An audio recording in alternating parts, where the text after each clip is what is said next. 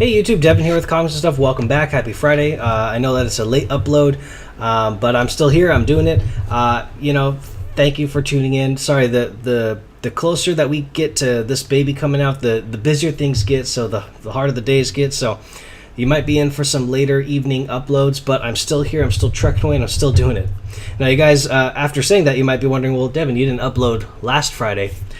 I did, but the song I used, which was Pray For Me by Kendrick Lamar, and The Weeknd, which was used in the Black Panther movie, was used as the song in the video, and it was copyrighted by Universal Music Group, which apparently does not want any of their music played on YouTube, so they took my video down. So the video has been placed on Facebook, so up yours, UMG. But anyways, you can see it exclusively on my Facebook page. I'm going to plug the Facebook there. There is a link to the video in the description below. Hope you guys enjoy that. I got to go see the Marvel Universe of Superheroes exhibition at the Museum of Pop Culture here in Seattle on its opening day. It was amazing.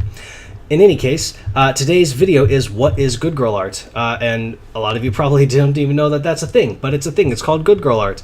It's been around for a long time, but it seems to really be picking up popularity. At least amongst my circle of comic book collectors, it seems to be, so I'm assuming that it's going to be like that everywhere else. I've seen it pop up a lot more at Comic-Con, a lot more on eBay, and it's demanding higher and higher prices as we go along, so I thought I'd at least talk about it a little bit and enlighten everybody on kind of what it is. So the term Good Girl Art was coined by the American Comic Book Company in its mail-order catalogs, and this was quite a while ago, but it was officially given a definition by Richard Lupoff in his book The Great American Paperback in 2001. The definition is written right there, and let me read it real quick. Good girl art is defined as a cover illustration depicting an attractive young woman, usually in skimpy or form-fitting clothing and designed for erotic stimulation. The term does not apply to the morality of the good girl, who is often a gun moll, or girl with gun, tough cookie, or wicked temptress. So while that is the definition, the term is used a little more loosely than that, and it has found its way into Archie comics, Archie clones, romance comics, sci-fi comics, and it doesn't just stick to superheroes or crime comics like you would think. Some good examples of romance comics or Archie comics are kind of as the following. I just picked up this great book. It's called Tales of the Unexpected. Beautiful, just like sci-fi cover. The girl is in a nice form-fitting dress. It's not necessarily erotic, but she's in peril. She needs to be saved. I think it's a wonderful cover, and that's a great example of like a sci-fi good girl art.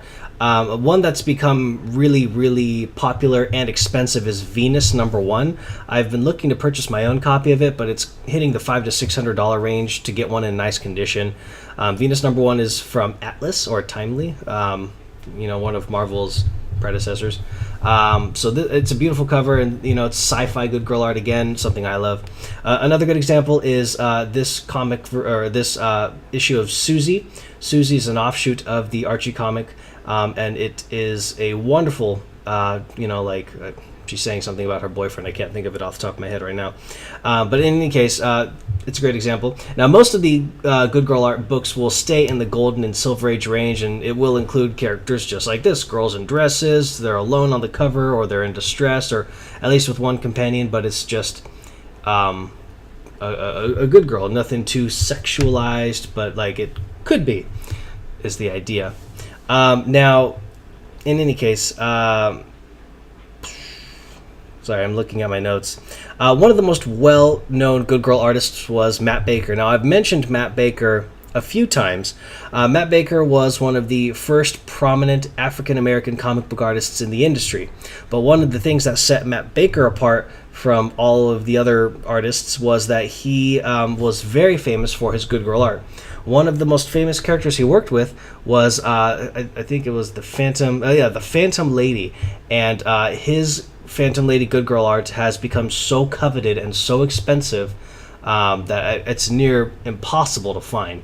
Now, as I'm saying this, there should have been a few Phantom Lady covers cycling through, so you can see some of the art. Now, in the 80s, Good Girl Art spawned its own counterpart, which is very commonly known as bad girl art. Bad girl art, it's kind of the same deal, scantily clad girls, but they're more sexualized and very often like voluptuous.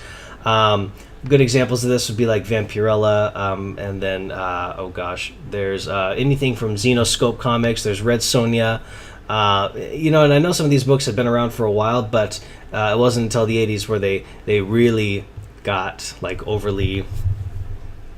You get it.